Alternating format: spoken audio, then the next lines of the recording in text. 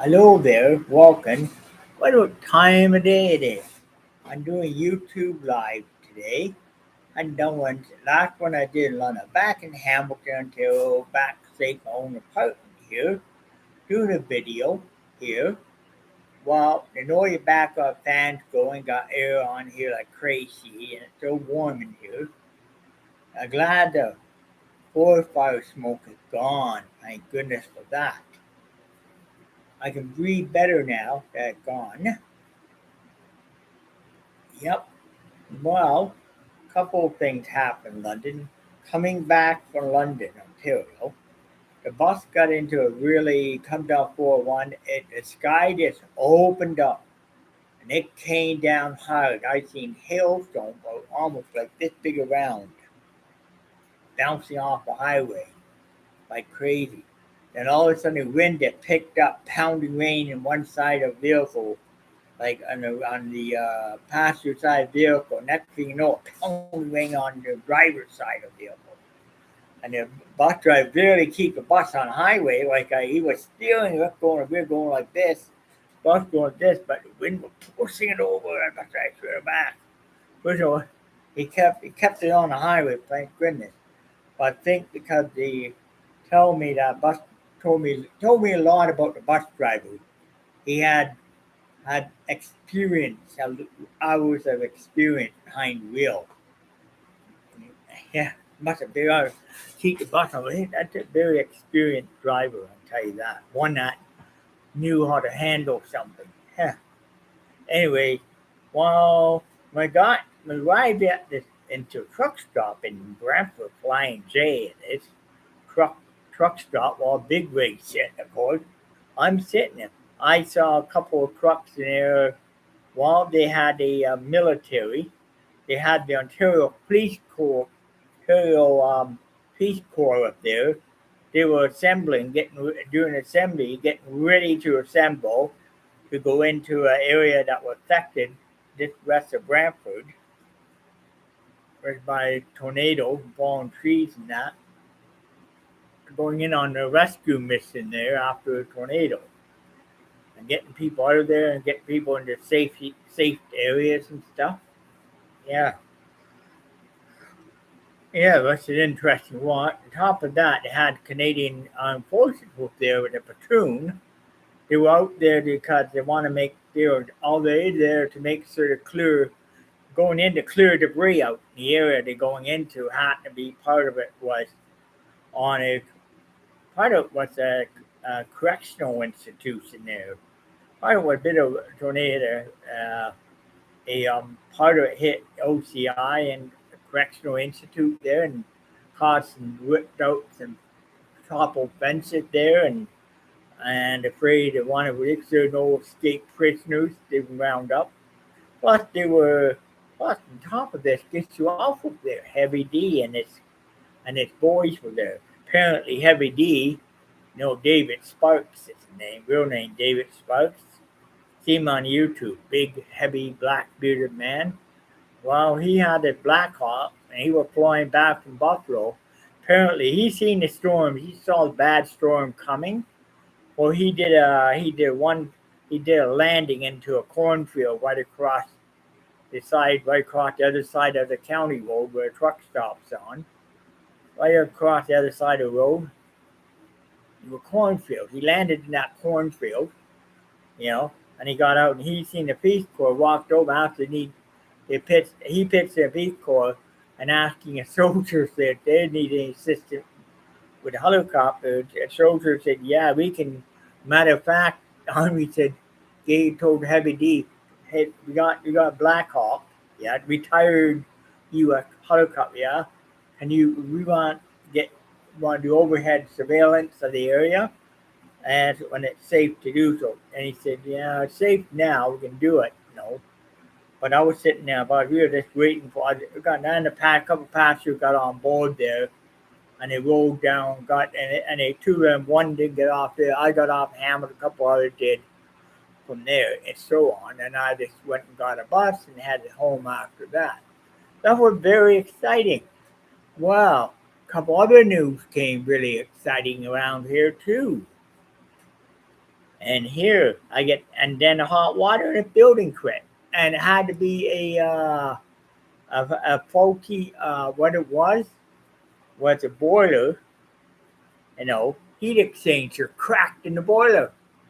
So they had to put a whole new heat exchanger in, had a whole new boiler in. That one, another big thing happened in this building because of the system and because of that.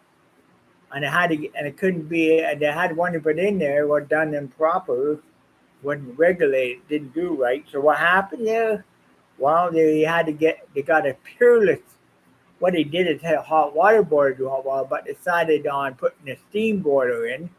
Well, a steam boiler came up for nice state. They used live stream to make domestic hot water, and instead of using hot water to make hot water with, trying to get well more money, but it had a whole new steam boiler in up there, make steam, and it's really better than using hot water for coil. So that was a big job and a half. Took do 2 days without hot water last week because of that.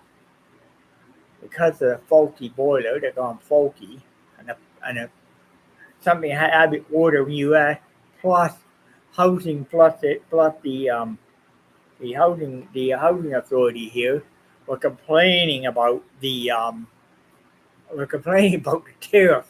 Had to pay tariff on this metal on this just to get across more than $8,000 tariff charge.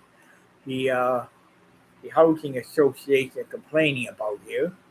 You know, I call it city housing authority complaining about. You know what I'm talking about? More like I call it like an HOA, but it's a public housing authority. They complain about paying that money on tariff. I shouldn't have to. Well, yeah, go figure. Anyway, so that was taken care of. Water, a lot better hot water than it was previously. Thank goodness they got that taken care of there. I'm so happy about it. Well, then, and about on the news, I hear somebody went bang bang with a gun, and it's stabbing downtown Hamilton. Coming home yesterday, look over the Rose Motel, police cars everywhere. Oh my God! And they came out, they were walking to the door, and they surrounded, and they said, "We got a warrant for your arrest. Come out now." They didn't come out. They took a battering ram, battered its door down. They battered it in the Rose Motel, ripped it right off the hinges. As soon as they did that, and moved in, and they grabbed these guys in the room and they dragged them out in handcuffs, and they put them back at padlock, and they pulled out. Oh, they pulled out something like over 50, 134 pounds of cocaine, big bricks like this in the room, and it was 20 bricks. Yep, 20 bricks of cocaine. Could believe it.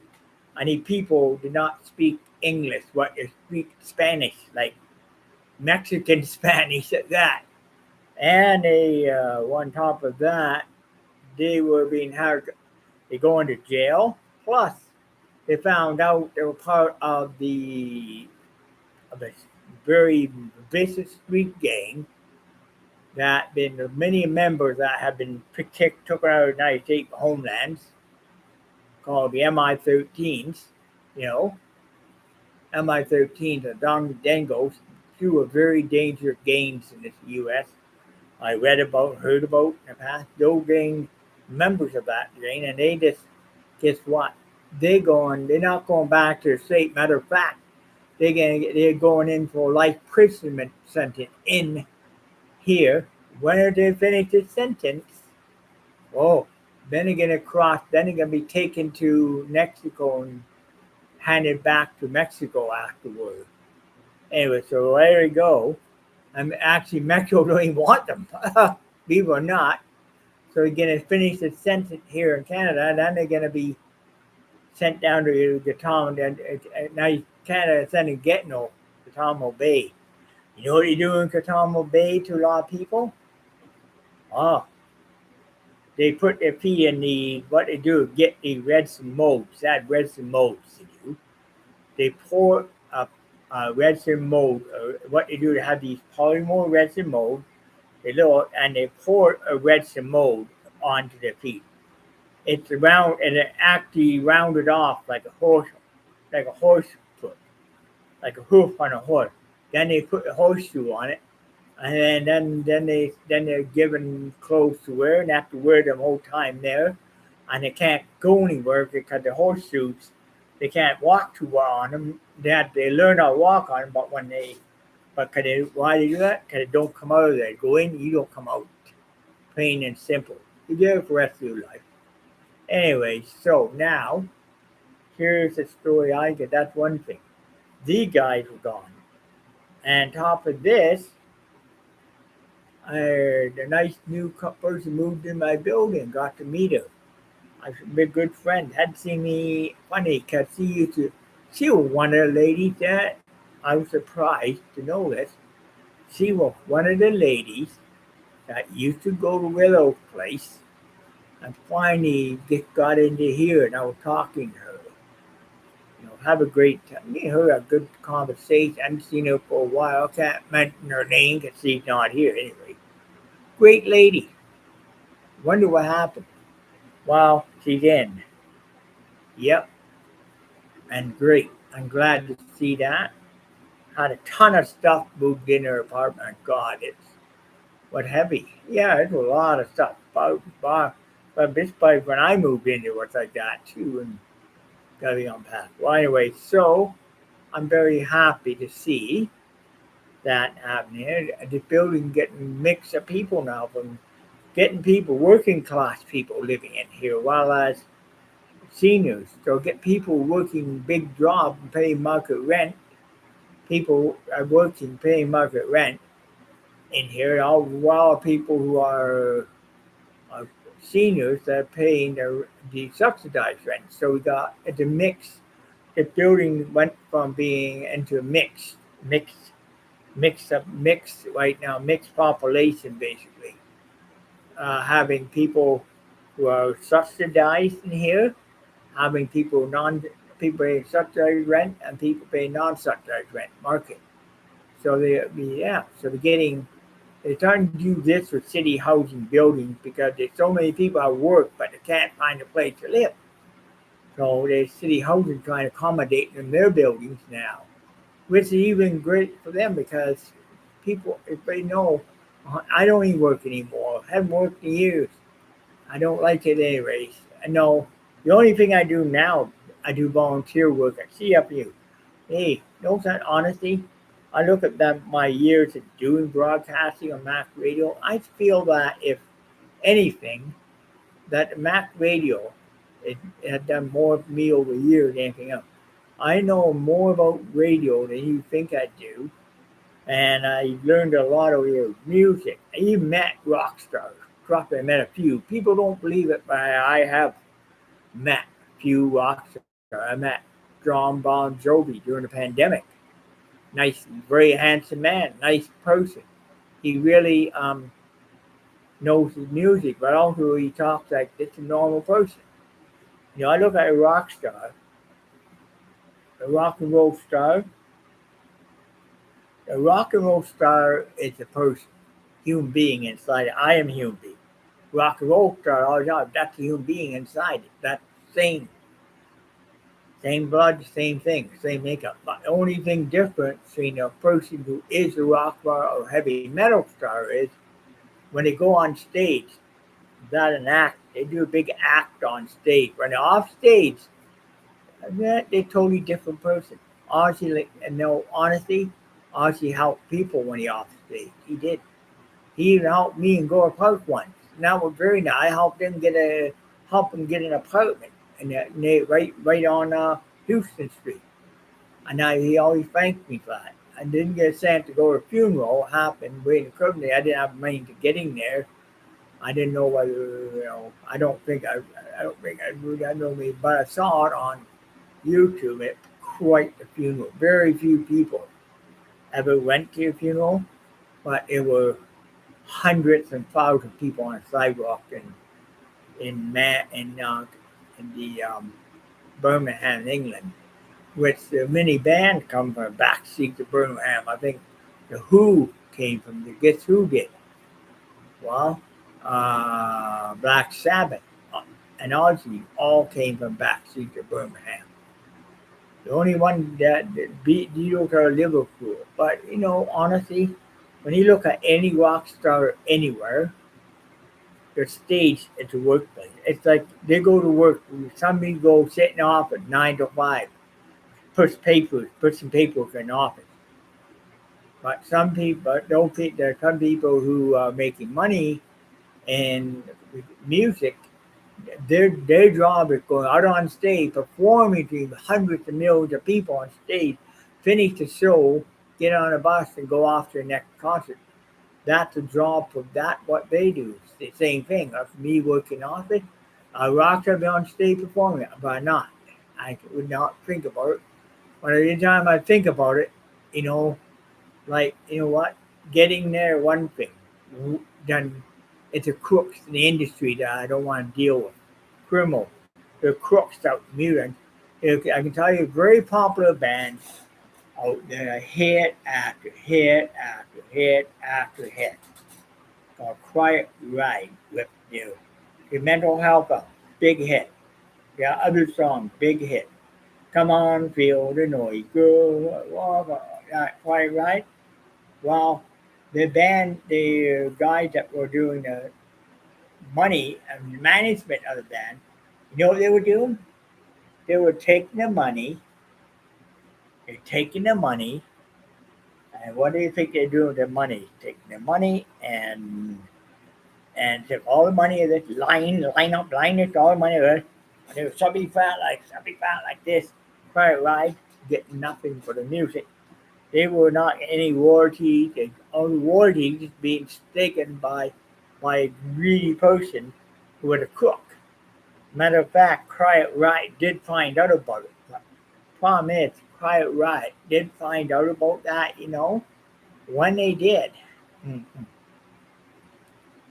The band Quiet Riot found out about it, they ended up suing off they ended up firing him, and they took it into court. Quiet Riot won the case. They won it in court. Guy got life imprisonment for the fraud he committed in the music industry on young performers that didn't know better at the time.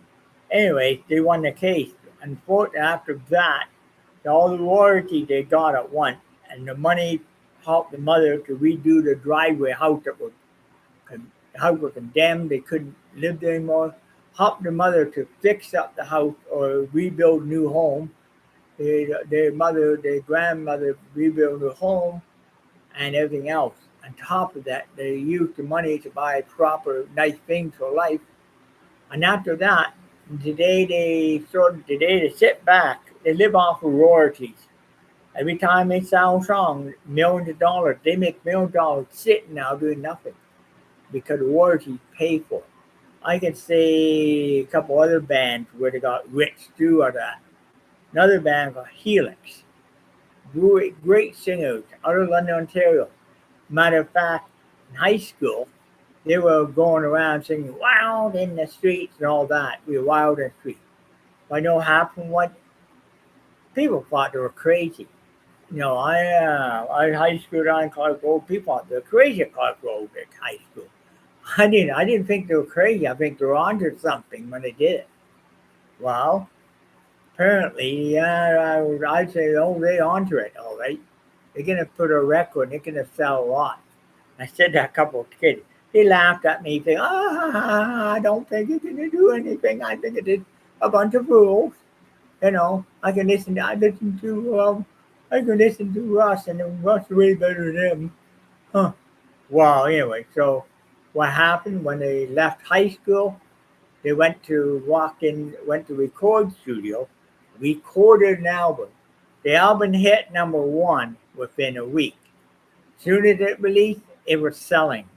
It went up to number 1 hit on the radio. It went to 1 in the U.S. and Canada, all over the world. It sold as number 1. They ranked in millions, trillions.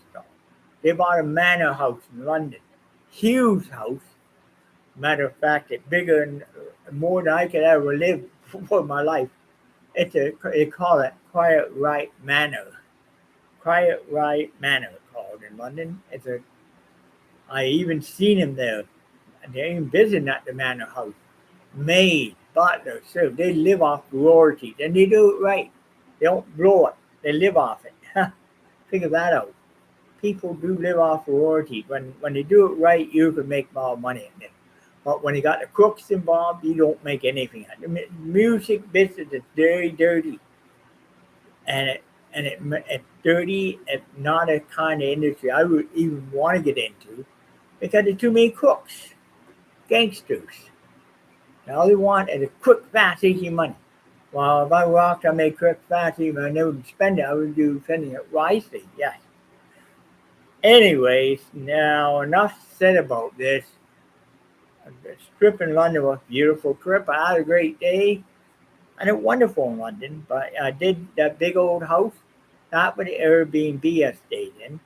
If you're really interested in that, go to Airbnb website and you will find the London finest Airbnb. I recommend you go in there. You can go in there and book it if you want. You pay up the front. You pay zero but pay later type thing. So if you really want to think about it, you can book this Airbnb for you. Why not you do this for you? Why don't you do it now? You can book it if you travel, and if you're listening in other countries, just remember, look for London Finance on Airbnb. I highly recommend this. Mr. Anthony, the host, Anthony, terrific guy. Highly recommend it. Great host. And if you're going that, I highly recommend a very nice restaurant, very good food area called the Bungalow. You want to have good restaurant? Go to the Bungalow. They are huge, great. I have fish and chips, and it was the best fish and chips I have ever eaten. Yum. Ooh. Now, enough said about this. I'm going to have to sign off here. Well, thank you very much for listening to a live stream. And I guess I'm going to do Michael Christmas. I hadn't picked the Airbnb I'm going to go to yet. Have to get something having good service around there. I know I could say Emma, that's getting pricey again. But there are two others that are sort of have on my list. Three on my list. Three A and B. You're going to pick the one that's probably the lowest price out of all. Anyway, log over.